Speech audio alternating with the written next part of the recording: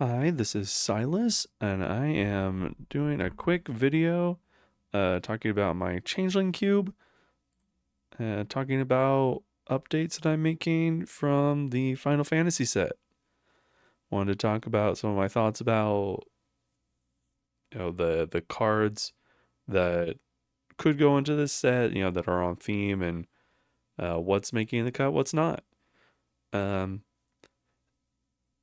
this is I'm intending to do more stuff about the cube in general, but just as a quick introduction. This is my cube that has the additional rule that all creatures have all creature types in all zones, and thus it is a Changeling cube inspired by the Changeling cube by Donald K. Magic, who has a different take on this sort of concept.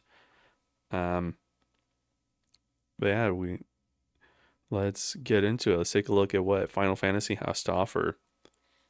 Uh, so there's a handful of cards that I am including, um, and some things that I'm not. Obviously, I'm not just taking all these cards and shoving them in. Some of them just don't work at all. um, so in white, the only card that I'm including is Phoenix Down. Um, Having thematic removal with flexibility is really, really nice. Um, I'm interested to see how this one plays. It has some wrinkles that I'm not sure if I like them or not. It being kind of a seal sitting on the battlefield, you being it's something that they can play, the opponent can play around, but they kind of have to try and bait you into using it on something that they don't value as much, and you do have to keep mana open in order to threaten that. But then you also have that buyout clause of bringing something back from to the battlefield, which is really good, which is really cool. Um, I do dislike that it exiles itself when and you use it. I, if it was just a sacrifice, you could use it with Layla Hassan, which is a card that I want to support more, but is probably going to come out at some point just because the support really isn't there. So it feels like a bit of a trap, and this just has that on my mind. Um, Minwoo is interesting, um, but it really doesn't cut it at 5 mana. 5 mana cards in Changeling Cube really have to do something impactful pretty much when you play them. Um, Even like you can have a Baneslayer in white. You could have something that's just a threat by itself. But if it's not, um, if the thing it's doing isn't like a game changer or requires like multiple like other pieces to work, it's just not gonna cut it at 5 mana. And Minwoo like really needs you to have other sources of life gain in order to really pop off, and that's just not good enough. Is Dion? I don't know how you say that. I haven't played Final Fantasy 16, at least not yet. Anyway, I might do that at some point. Who knows? Um, it's interesting. He gives kind of an aggressive evasion ability and gives you, a couple of different bodies, but um, it feels like enough of like a trinkety kind of text and to not necessarily be worth it. The front side it does have the ability to jump your guys into the air and just win the game, but it doesn't feel like it's cutting it above what else I have going on at 4 and white. The only blue card from the set that pays off creature types in any way is Summon Leviathan. Return each creature that isn't a Kraken, Leviathan, Merfolk, Octopus, or Serpent to its owner's hand. That's just non-functional text. And then chapters 2 and 3, until end of turn, whenever a Kraken, Leviathan, Merfolk, Octopus, or Serpent attacks, draw a card. It feels like they're making fun of me with this design. It's like, yeah, you gonna do it? Like, no, I'm not gonna do that. Of course not. 6 mana for that? No way. Arden is probably the closest card that I'm not including that could make it in the future. Just a really nice little bomb in black, gives you a real payoff for doing something reanimator adjacent. Um, there's not a ton of real um, reanimator targets in the cube, and this one would certainly be a decent one. Um, I'm just not like super, you know, feeling like that's something I need right now. But Arden's one I'm gonna have in the back of my mind when it comes to supporting more of a reanimator strategy. Circle of Power is a card that I've heard good things about, but it looks like very much a booster limited kind of card. So I'll need someone to impress its power on me before I want to put that in the cube. Zodiac is funny. This kind of like interacts with things, but changing the dynamics so it doesn't care about creatures is interesting. Except that Zodiac cares entirely about creatures, so that's kind of just non-functional. Gilgamesh, the samurai part of its equipment cheating, just it's not enough. Equipments, there's like 3 or 4 equipments in the whole cube, and none of them are worth playing this.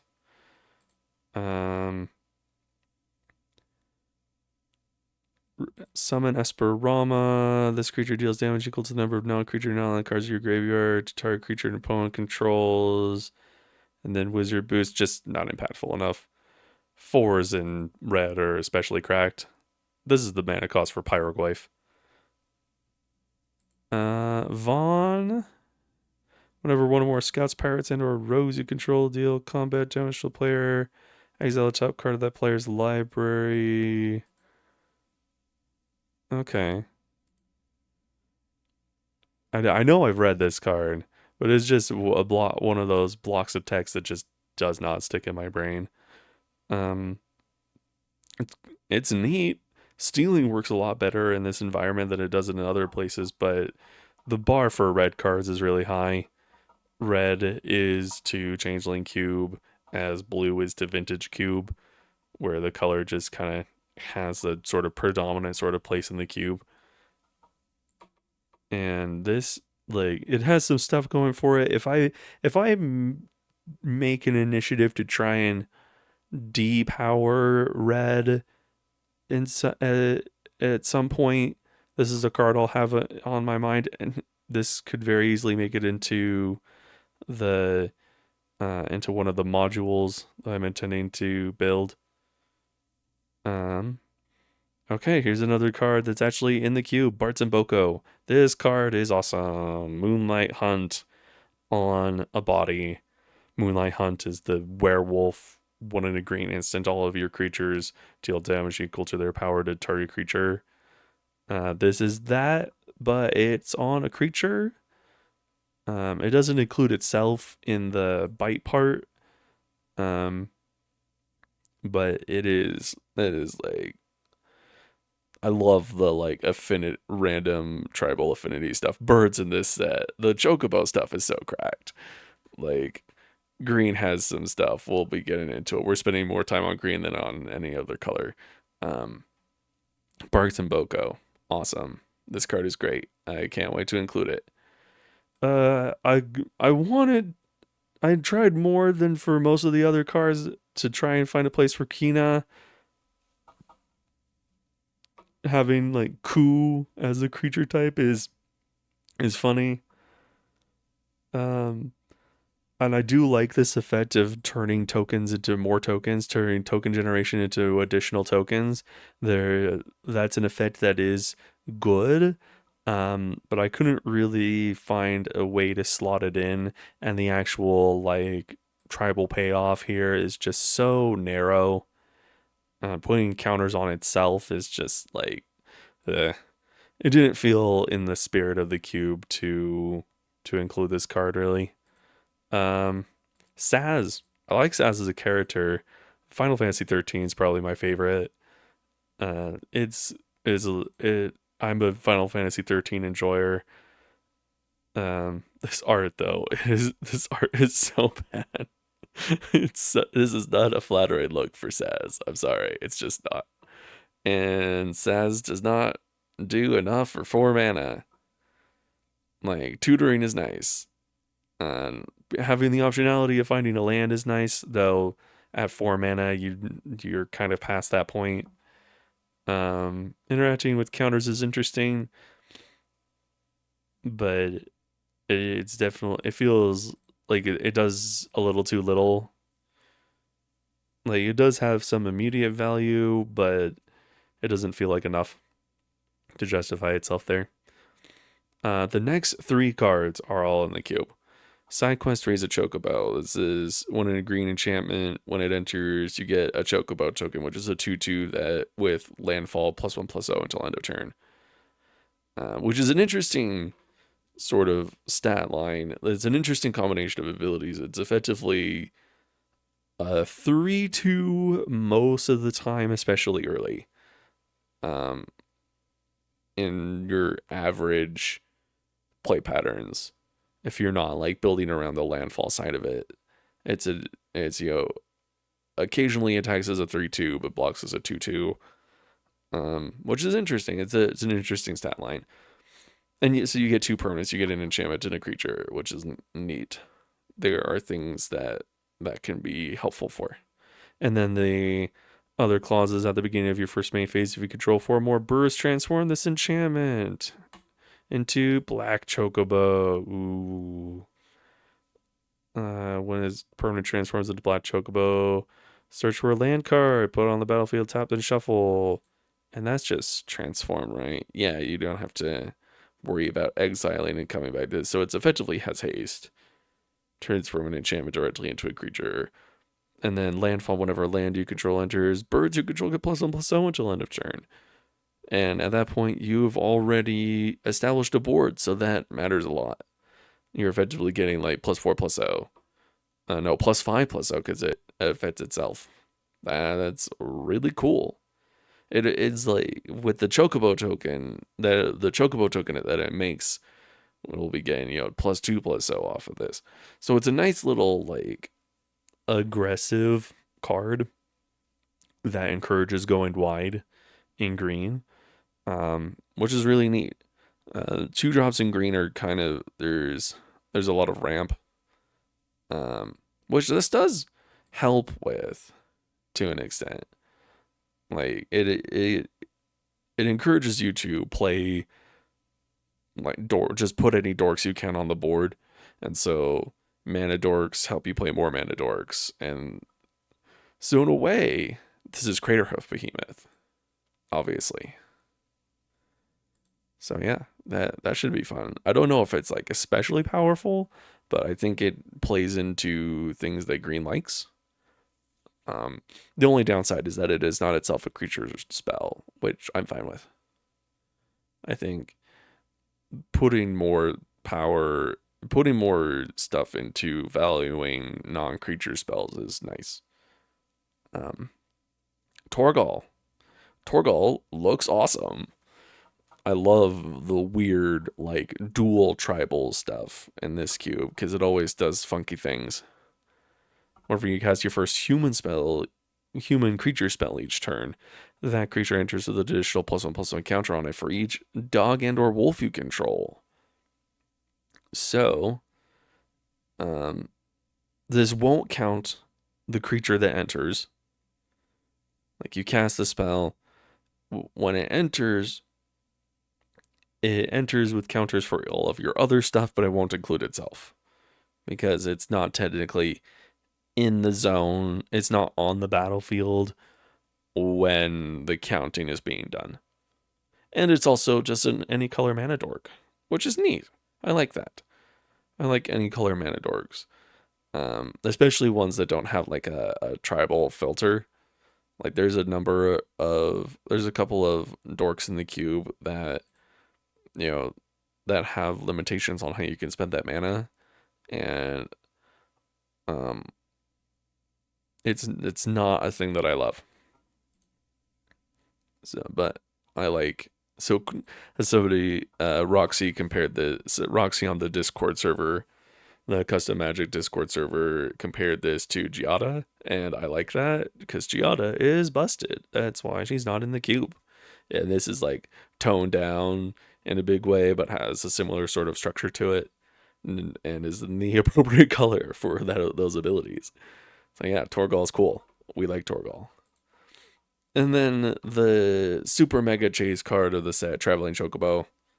This card is just awesome. It's like all of the landfall stuff and also all of the.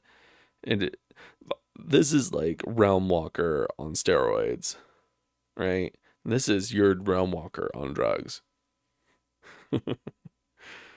Yeah, it takes you get your creature future sight plus Naban, which is wild. Doubling ETBs is crazy along with that ability. This is one of the best cards in green now.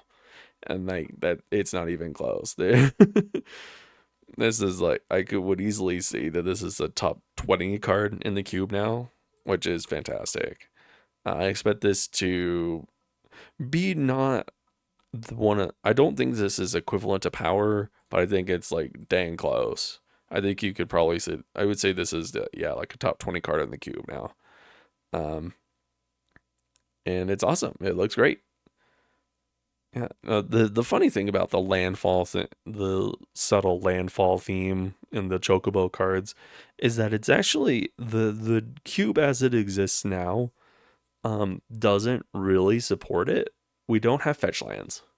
The closest thing that we have to fetch lands are in the community cut, which is the custom card module, which already exists. It has a cycle of 5 fetch lands. Um, I do intend to build the powered module at some point, and I do intend to include fetch lands in that. So this card actually these Chocobo cards actually get better in the powered cube in a marginal kind of way.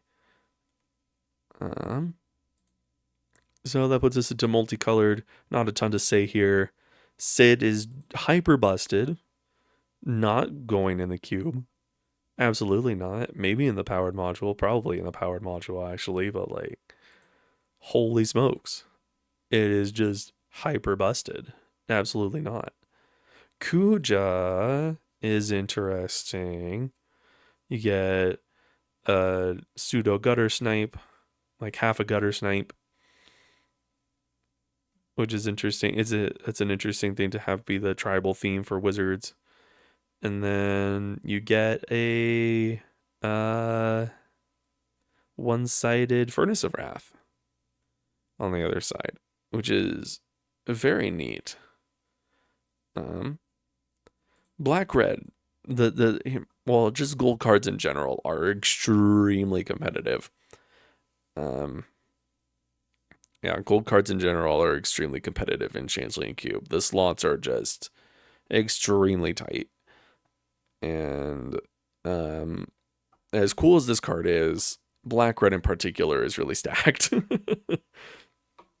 So sorry, Kuja, there is not a spot for you here. Maybe in the director's cut.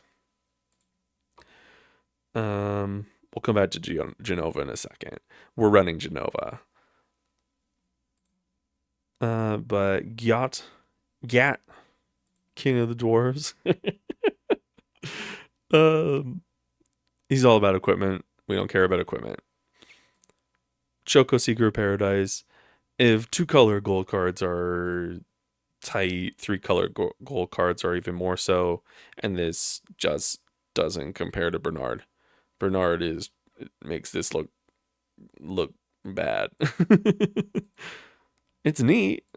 I like the pick a card out of the top chunk of cards and then put all the lands onto the battlefield. That's like cool. Like that's an actual like landfall support sort of thing. Um, but it's not worth replacing for Bernard.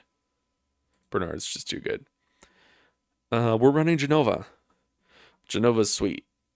At the beginning of combat on your turn, put a number of +1/+1 counters equal to Genova's power and up to one other target creature. That creature becomes a mutant in addition to its other types. um, though it's funny, there are a couple of cards that I have um, cut from consideration because they don't have the in addition to its other types tag. And so those words are more important than you might think for this kind of effect. And then whenever a mutant you control dies during your turn, you draw cards equal to its power. There's the money. There's the money. Really, really good for sacrificing, and which is definitely a thing that you can do in black green. Um, and also like um, just really puts the pressure on your opponent when you're being aggressive. If you're just generally being aggressive, this is like a huge punisher, like a huge deterrent from blocking. Um, and also, if you can buff Genova, that turns into buffing other things up really nicely. And then, of course, scaling power just goes crazy with that card draw. Very cool card. This is one that I think has the potential of being cool in like Commander. Like having this head up a mutant deck with some of like the Fallout cards. That one Undying guy in black um goes crazy with Genova. Really, really, really neat. Big fan of that. Um, yeah, so that's cards that I'm including for Final Fantasy. There's nothing in the Commander set. So I'm not even, pulling any of that up. Actually, you know what? We'll search it up. We'll see if there's anything.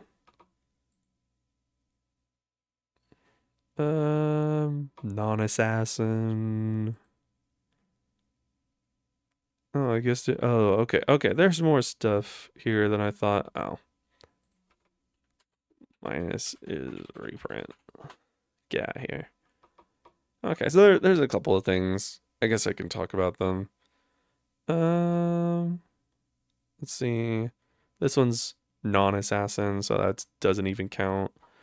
Beginning of combat on your turn, target creature control with 6 + so, where X is the number of soldiers. Give against to create a number of 1/1 white soldier tokens equal to the number of opponents you control who control more creatures than you. Maybe in the commander thing, if I ever actually end up doing that, the more I think about it, the less that I want to build that. Yeah, just only buffing up one thing at 4 mana is like yeah, there's reasons that could be good, but it's not better than what I have. Um, I think I played it far enough into the FF7 remake to know who this guy is. I started it, I didn't finish it. Um, I don't know, just didn't. Just happens sometimes. Soldier military program. Commander. Yeah. Like, I'm not usually one to be a stickler for that kind of thing, but I don't know. Uh, I've had enough frustrations with Commander as a format recently that it bothers me more than it would otherwise. Um, and the payoff is just, it's so minimal. Put a +1/+1 counter on each of up to 2 soldiers you control. Like, we're doing bigger things than that, honestly. Like, sure, it's but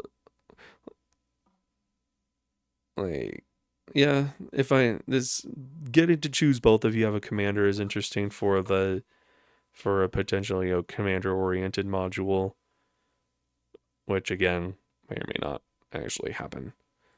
Um, like that makes it a lot better. Without that, it's just not good enough. Good King Mog the 12th. It's interesting, but the Moogle text feels a little too trinkety to be worth it. Sometimes I overlook it if the card is like cool enough on its own, but this just really isn't. Um, I mean, copying like the second ability is interesting, turning non-creature spells into copying tokens, but it creates multiple hoops. You have the hoop of having tokens that you want to copy and having non-creature spells to kind of go off with. Like if you're able to like go off with token spell creating spells, that's like one thing. Um but yeah, that's just not what we're doing. I think maybe there's a place for something like that, but it doesn't feel like it's currently well positioned for that, especially not at 5 mana. Sorry, no. Hermes, Overseer of Elpis. Non-creature spell. You get a bird. Whenever you attack with one or more birds, scry 2. No. Not for 4.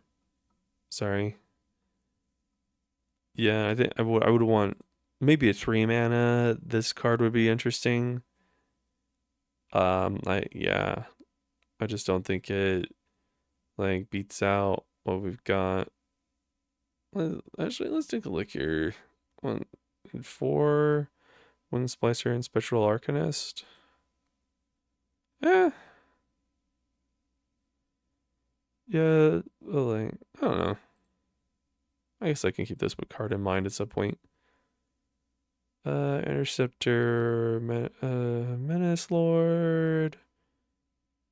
Oh, cares about legends.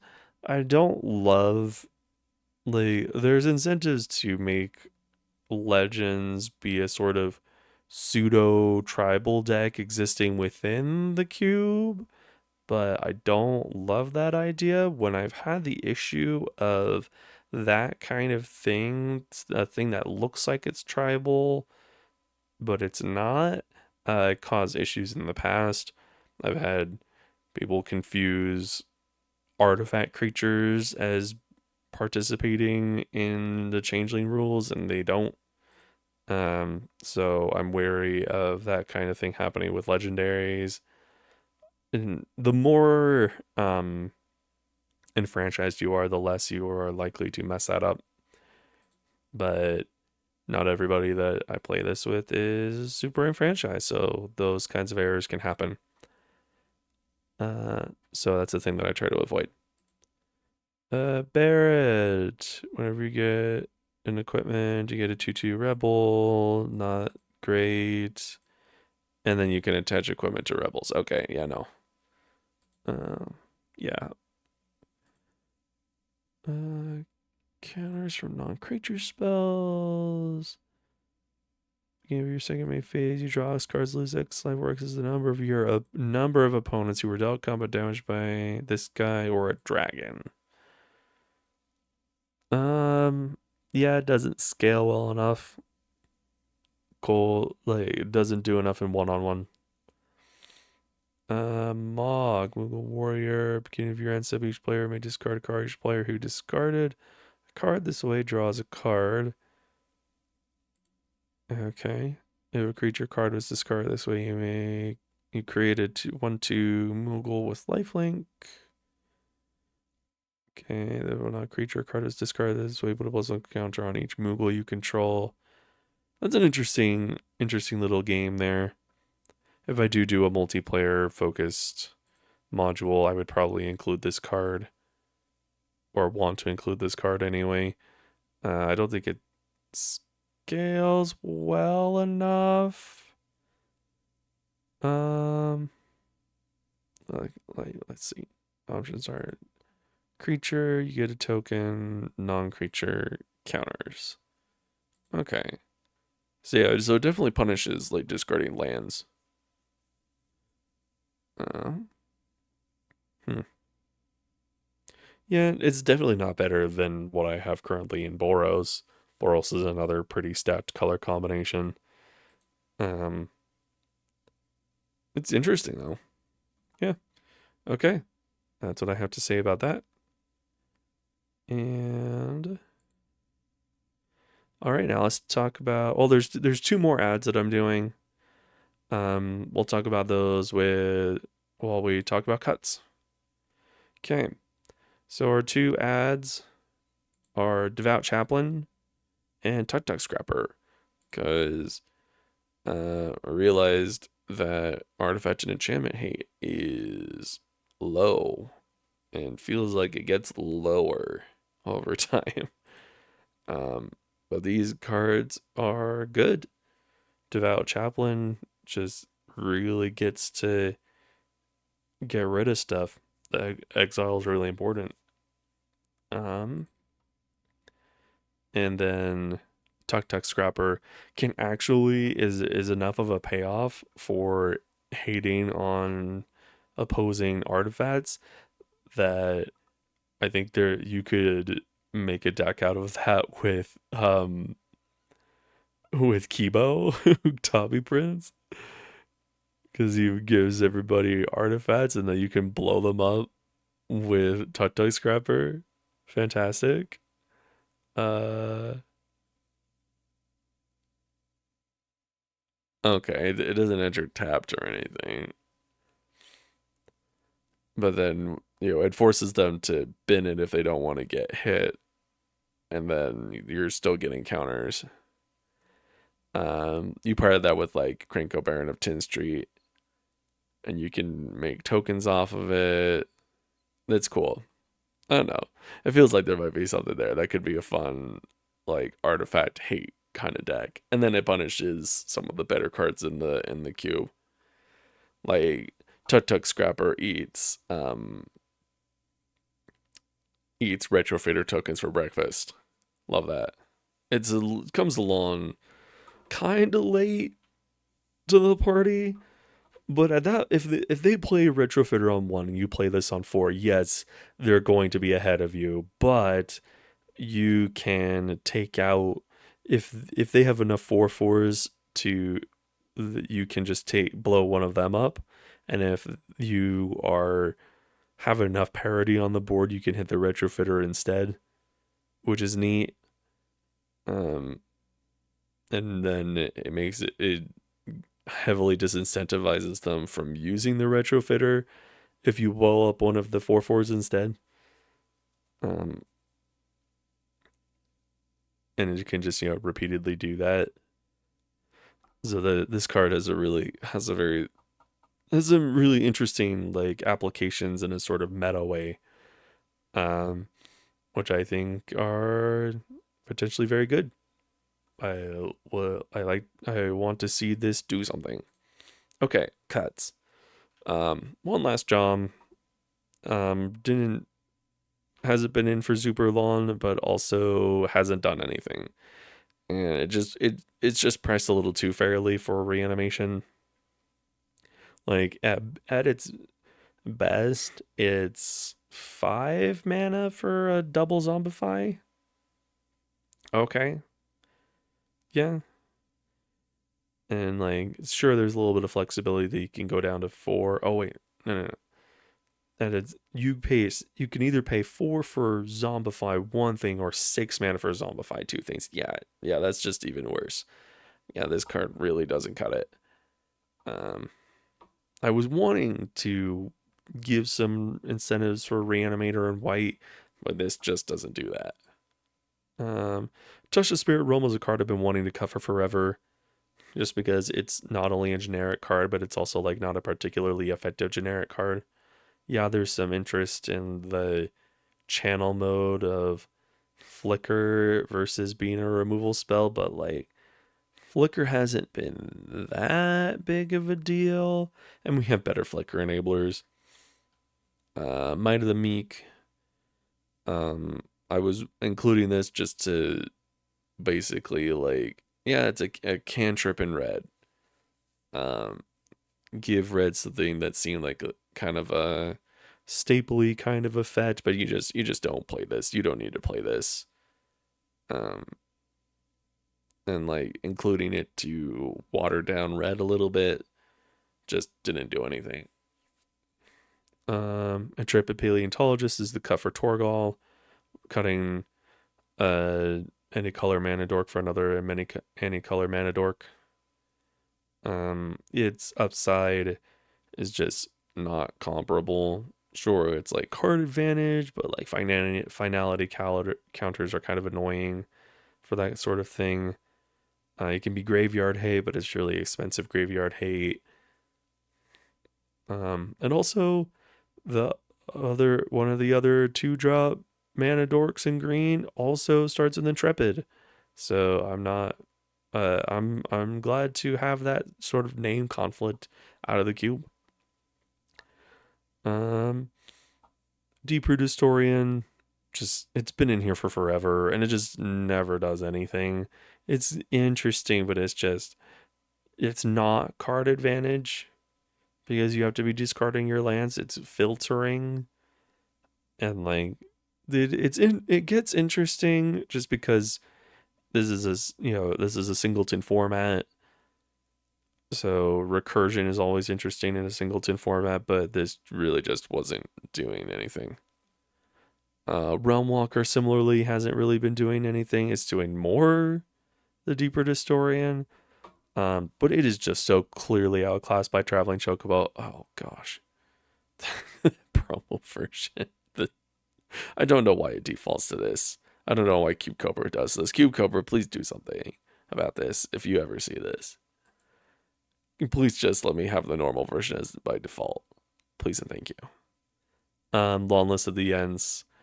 Just another card that's sort of bogging green down. Green does feel like it needs a little bit of help. As I've been like going over like what I feel like are the most powerful cards, there is a sort of dearth of green cards, which feels very weird. I do feel like I sort of tried to keep green from being the best color when I was initially building the cube, and fell into the trap of red becoming the best color instead. um, yeah, I'm trying not to balance things out a bit, and cards like Lawless of the Ends are not helping the situation. Camellia the Seed Miser is the cut for Genova. There's not enough density of food for the forage ability to be worth anything, and especially not for the token making part to be worth anything. So this is basically just a Menace Lord, and we have better versions of that. So yeah, Camellia's out for Genova, who is like a lot cooler. So yeah, that's my thoughts and changes that I'm making to the Changeling Cube for Final Fantasy. Expect to see more stuff from me about this, about the cube, and what I'm doing with it in the future. This is a project of love for me, and one of the things that I am most invested with when it comes to my continuing engagement with Magic. And it feels like every set has cool goodies for it. So that's a lot of fun. Thanks for watching. If you're interested in the cube, hit me up on Discord, or that's kind of the main way to get a hold of me is on Discord. I don't have like Twitter or anything. If you have feedback on the cube, get in touch. You can always feel free to leave comments on CubeCobra or whatever. And I try to run drafts every so often on the MTG Cube Talk and custom Magic Discord servers. So yeah, I'll be around. See ya.